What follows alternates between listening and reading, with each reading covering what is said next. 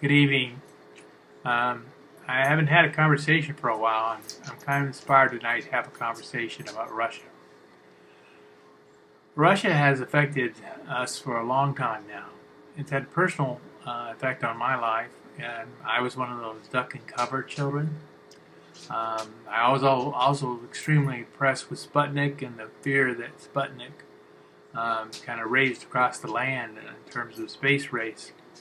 I also experienced the shooting down of the plane, Gary Power spy plane, and the Cuban Missile Crisis, which put a lot of people in hysteria.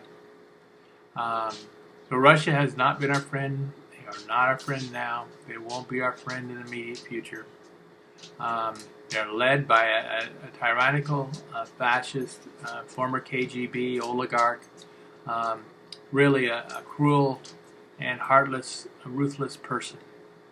They're not our friends. They are our enemy.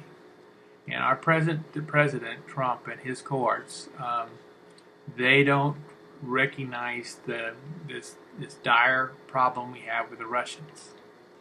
They instead seem to be cozying up with the Russians. God knows why they're doing that, but they appear to be doing that. You can see the Attorney General, the son-in-law, the National Security Advisor. You can see some of the nutcases they had in the campaign, former campaign managers themselves, all had connections with Russia. There's something strange going on. So we have to unite as Americans, not as Republicans, Democrats, Independents. Lay aside our differences on this, on these other matters. Let them put them on the parking lot. We'll come and we'll visit them. Let's deal with Russia. Let's tell our federal and state leaders that we have to do something about Russia. We can't have them waging cyber war against us without a response. We need to respond, and we need to respond very hard.